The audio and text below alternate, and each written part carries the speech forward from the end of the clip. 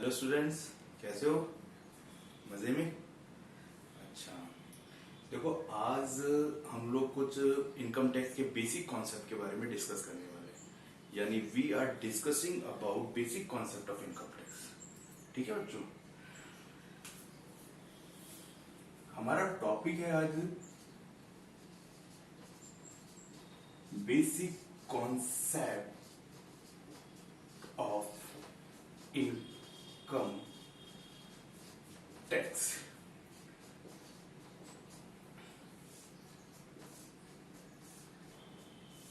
देखो पर्टिकुलर बच्चों, income tax के बारे में पढ़ने से पहले हमें ये पता होना चाहिए कि टैक्सेशन क्या है, क्योंकि इनकम टैक्स तो टैक्सेशन का एक पार्ट है।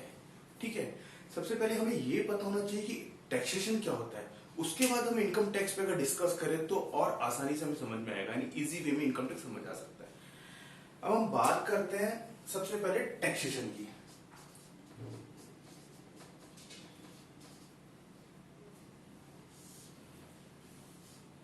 टैक्सेशन हिंदी में इसको बोलते हैं हम कर। टैक्सेशन क्या होता है? किसी भी कंट्री को चलाने के लिए, ये बात हम सब जानते हैं कि किसी भी कंट्री को चलाने के लिए हमें फंड्स की जरूरत पड़ती है, यानी we need to fund for run the in any country. मतलब किसी भी कंट्री को चलाने के लिए हमें फंड की जरूरत पड़ती है। अब वो फंड आता कहां से है?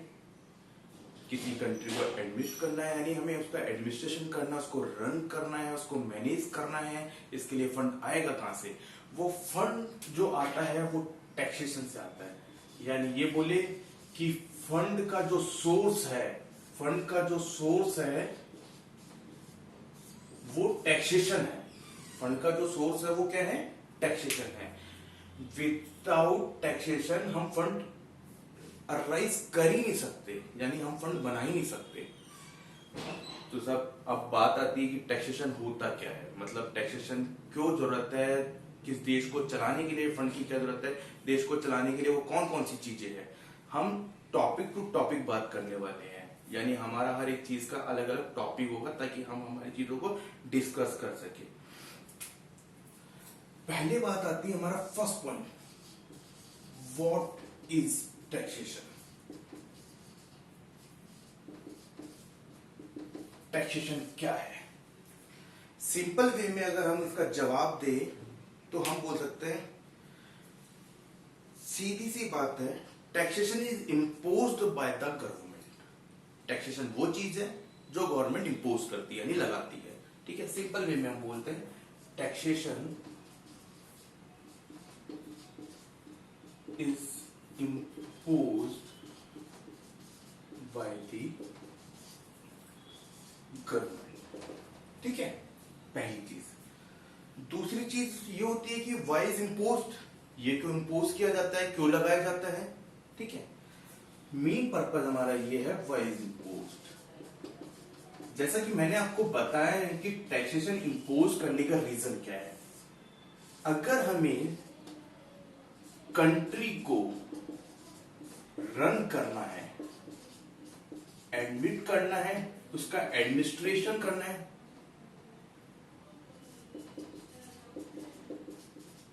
या उसकी ग्रोथ करनी है, या उसको डेवलप करना है,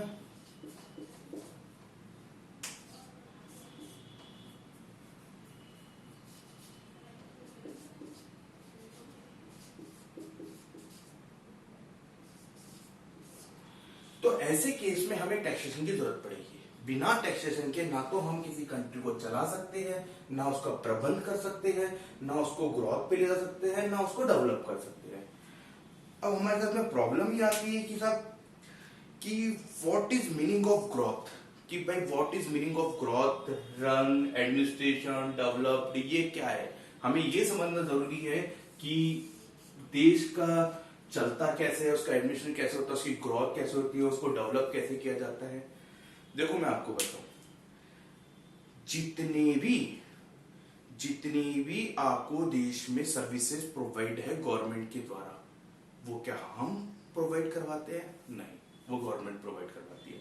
फॉर एग्जाम्पल, आपको रोड फैसिलिटी मिली हुई है, बिजली, पानी, hospitals, government schools, government universities, public palaces, ठीक है।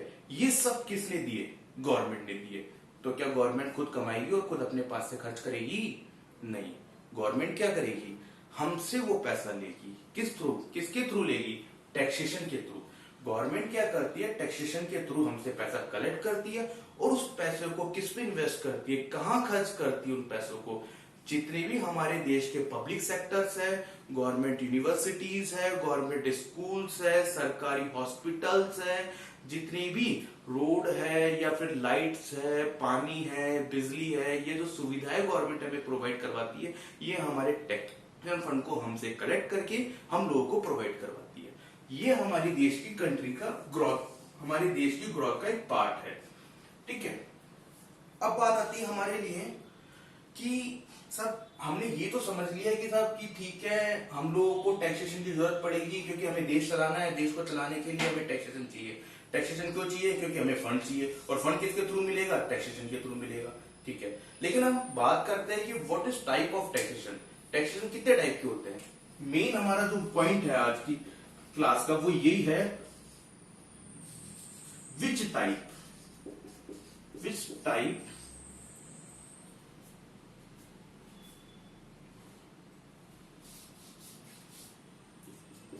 Types of taxation. टैक्सेशन कितने तरह के होते हैं?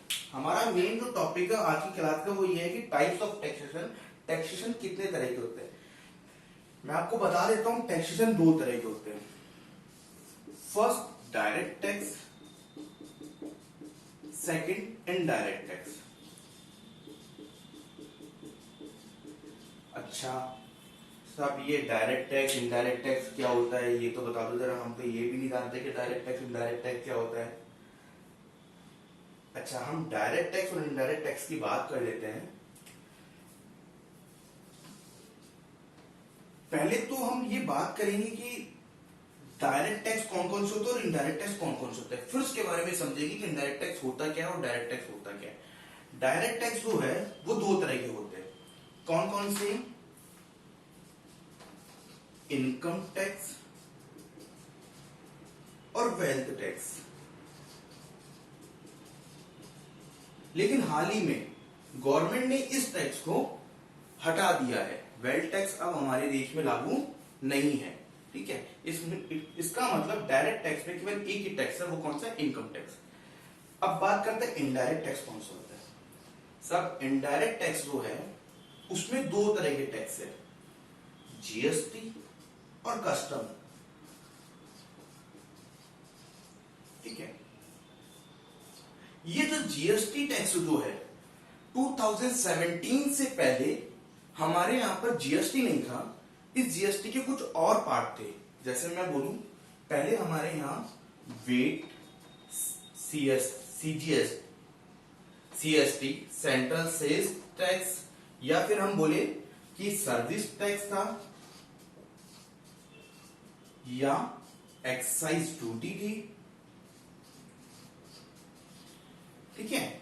ये सब टैक्स था हमारा 2017 से पहले, यानी जुलाई 2017 में जब जीएसटी आया उससे पहले हमारी गवर्नमेंट वेट, सीएसटी और सर्विस टैक्स और excise duty in the form of indirect tax में काम करती थी, ठीक है। लेकिन 2017 में ये सारे टैक्स यानी सारे एक्ट्स को हटा दिया गया और उनको रिप्लेस करके एक एक्ट बना दिया गया, उसका नाम रखा गया जीएसटी एक्ट 2017, ठीक है। और कस्टम हमारा एज इट इज ऐसे पहले भी था और आज भी है, ऐसे कैसे चल रहा है अभी तक भी। अब बात ये आती है कि सर हमने ये तो समझ लिया है कि भाई डायरेक्ट टैक्स के अंदर इनकम टैक्स है और इनडायरेक्ट टैक्स में जीएसटी और कस्टम है, लेकिन पहले ये समझा दो सर डायरेक्ट टैक्स होता क्या है और इनडायरेक्ट टैक्स होता क्या है, ठीक है। हम सबसे पहले ये समझ लेते हैं कि डायरेक्ट टैक्स होता क्या है।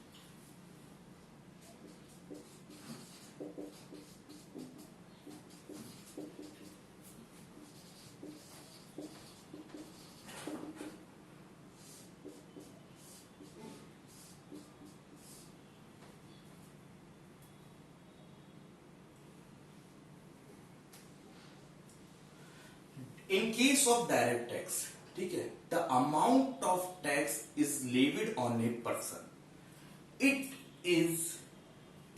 Is beared by same person. मतलब समझ रहे हो, द अमाउंट ऑफ टैक्स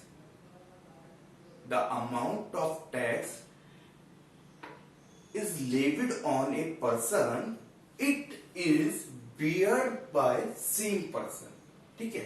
लेकिन अगर इनडायरेक्ट टैक्स के लिए हम बात करें तो बोले कि इन केस ऑफ इनडायरेक्ट टैक्स, ठीक है, the amount of tax is levied on a person but it is beared by another person, यानी the amount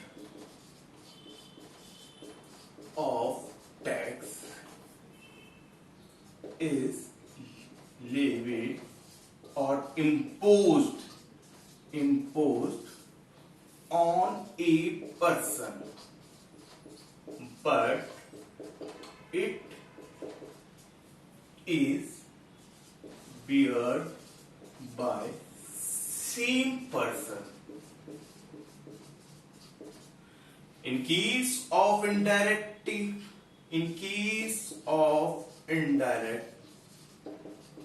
tax, it means the amount of tax is levied or imposed on a person, but it is beared by another person.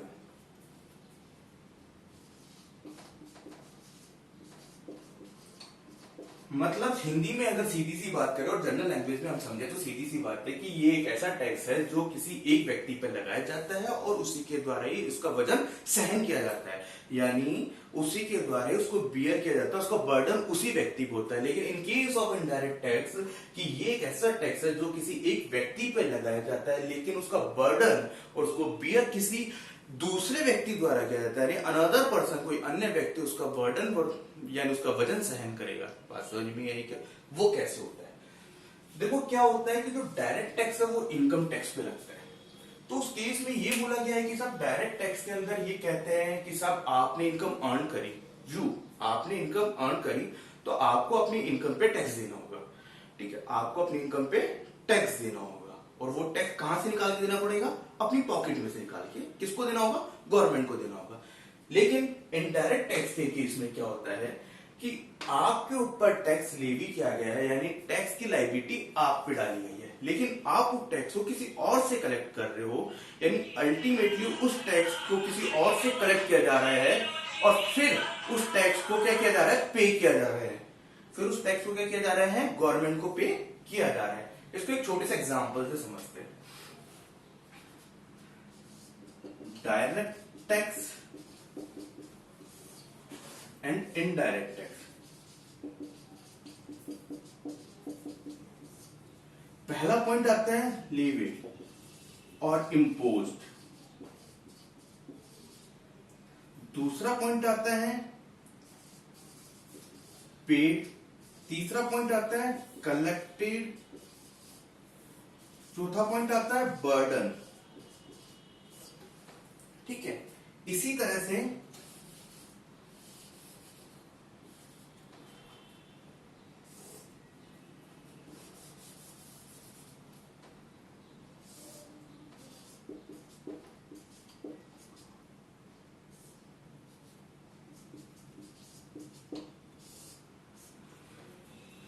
अब देखो इसको, माना कि आप हो, मैं हूं, कोई भी हो XYZ, तो हमें क्या करना होगा? हमें हमारी जो इनकम अर्न करेंगे हम, उस अर्न की हुई इनकम पे क्या करना होगा? हमें हमारी पॉकेट से टैक्स देना होगा, ठीक है। आपने कुछ काम किया, मैंने कुछ काम किया, हमने पैसा कमाया, तो हमने हमारी कमाई पे क्या दिया? टैक्स दिया। वो कैसे दिया? सबसे पहले गवर्नमेंट क्या बोलती है कि सब आपने पैसा कमाया है ना, तो टैक्स कौन देगा? आप। तो किसके ऊपर लगाया जाएगा? आपके ऊपर, ठीक है। तो डायरेक्ट टैक्स हुआ, आपके ऊपर लगाया जाएगा। पे आपने कमाया है ना, टैक्स आपको देना है ना, तो देगा भी कौन, चुकाएगा कौन उसको, आप ही चुकाओगे, डायरेक्ट टैक्स। ठीक है, समझ लिया। कलेक्टेड, आपने पैसा कमाया है, आपको चुकाना है, हम आपसे ही कलेक्ट करेंगे, हम आपसे ही कलेक्ट करेंगे और आप ही हमें दोगे। ठीक है, मान लिया। बर्डन, फाइनली हमने कमाया, हमें देना है, हमसे गवर्नमेंट कलेक्ट कर रही है, बर्डन भी हम पे पड़ रहा है, क्योंकि और किसी पे पड़ेगा नहीं, हमारे पॉकेट से जाएगा तो उसका बर्डन किस पे पड़ेगा, हम पे पड़ेगा, क्योंकि उस टैक्स को कौन बियर करेंगे, हम करेंगे। लेकिन in the same case of indirect tax, अब समझना बात को, इनडायरेक्ट टैक्स अगर तुम्हें समझ में आ गया तो डायरेक्ट टैक्स मतलब बाय डिफॉल्ट ही समझ आ जाएगा। इनडायरेक्ट टैक्स में क्या होता है, आप एक यूजर है, मान लो एक्स एक सेलर है जो क्या करता है, मान लो जो वाटर सप्लाई करता है, वाटर सप्लाई करता है, ठीक है, इसने क्या किया, आपको एक पानी की बोतल सेल करी, एक्स ने सेल की 1 बॉटल ऑफ वाटर, पानी की एक बोतल आपको सेल करी। ठीक है, अब मान लो उस बोतल की जो प्राइस है वो प्राइस है 100 रुपीज। तो एक्स है ये बोलता है, आपको बोलता है, आपको सेल करी ना इसलिए, तो आपका एक्स क्या बोलता है कि सब ये 100 रुपीज की एक बोतल है, इस पे 10 रुपीज हमें जीएसटी देना है आपको, यानी जीएसटी इनडायरेक्ट टैक्स का जो पार्ट है वो आपको हमें चुकाना है, टोटल करके आप हमें 110 रुपीज देंगे। ठीक है, अब इस चीज को समझना, गवर्नमेंट ने किसके ऊपर टैक्स लगाया, गवर्नमेंट ये बोलती है अगर आप सेलर हैं, यानी आप किसी प्रोडक्ट को सेल करते हैं, या सर्विस प्रोवाइडर है, आप कोई सर्विस प्रोवाइड करते हैं, तो टैक्स आपके ऊपर लगेगा। किसके ऊपर लगेगा, आपके ऊपर। इट मींस टैक्स किसके ऊपर लगेगा, एक्स के ऊपर। एक्स क्या है यहाँ पर, सेलर है, तो टैक्स किसके ऊपर लगेगा, सेलर के ऊपर, एक्स के ऊपर, क्योंकि एक्स सेलर है या सर्विस प्रोवाइडर है, तो गवर्नमेंट टैक्स इस पे लगाएगी। अच्छा, पहली चीज तो ये आ गई। पेड कौन करेगा, तो उन्होंने बोला कि साहब आप सेलर है, आप सर्विस प्रोवाइडर है, टैक्स आपके ऊपर लगाया गया है, तो पेड भी आपको करना पड़ेगा, आपकी लाइबिलिटी है ना, आपको पेड करना है, हम थोड़ी पेड करेंगे।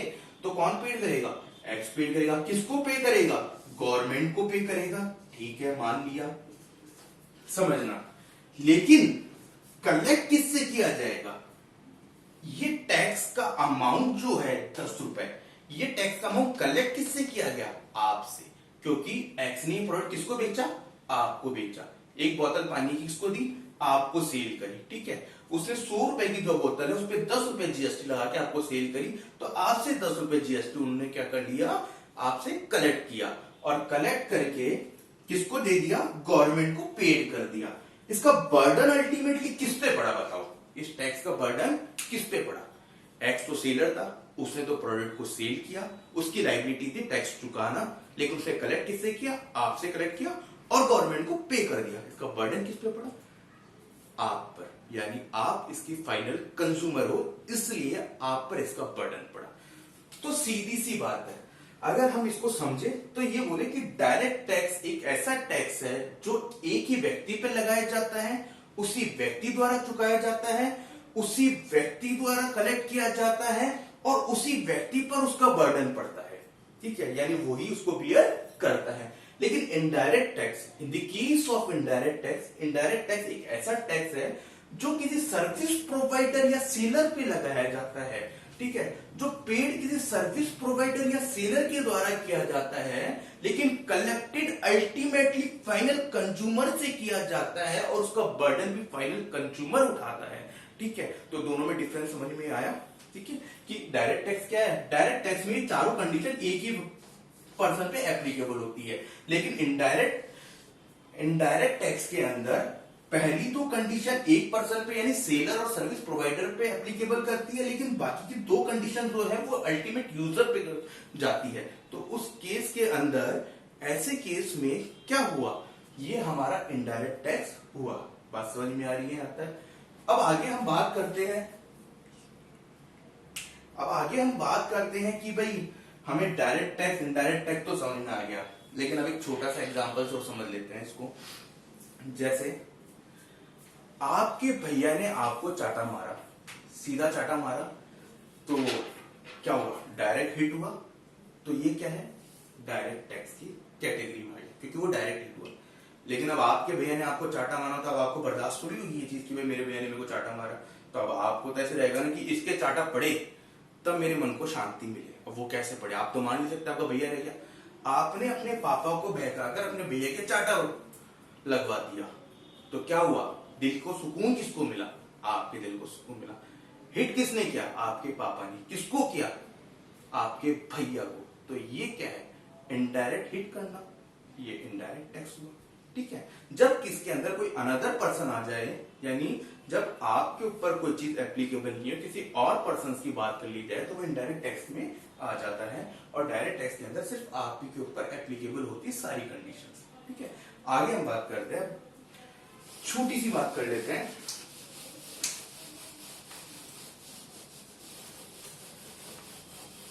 चलो भाई, हमने ये तो समझ लिया कि सब डायरेक्ट टैक्स क्या होता है, इनडायरेक्ट टैक्स क्या होता है। एक बार वापस बोल रहा हूं, डायरेक्ट टैक्स का मतलब होता है the amount of tax is levied और impose on a person but it is beared by same person. And in the case of indirect tax, in case of indirect tax the amount of tax is levied और impose on a person but it is beared by another person. ठीक है। Direct tax it means income tax. ठीक है। Indirect tax it mean GST और custom duty. ठीक है। अब बात ये आती है कि सबसे बड़ा जो टॉपिक है वो ये है कि सब जीएसटी, कस्टम और इनकम टैक्स, ये तो है डायरेक्ट टैक्स का पार्ट और ये है इनडायरेक्ट टैक्स का पार्ट। जैसे मैंने तुम लोगों को सबसे पहले जो क्लास स्टार्ट करी, तब मैंने ये बताया आपको कि सब टैक्स क्यों कलेक्ट करती है गवर्नमेंट। टैक्स कलेक्ट करती है गवर्नमेंट देश को चलाने के लिए। देश को चलाना है तो गवर्नमेंट को टैक्स कलेक्ट करना पड़ेगा, क्योंकि देश को चलाने का मतलब क्या हुआ? देश को चलाने का मतलब क्या हुआ?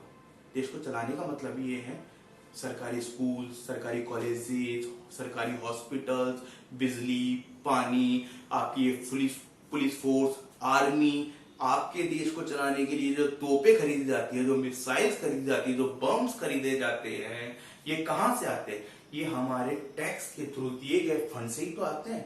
और क्या, हम थोड़ी खरीदते हैं इसको? कहां से आती है ये सब चीजें? हमने टैक्स पे किया, गवर्नमेंट ने क्या किया? उस फंड को कलेक्ट किया।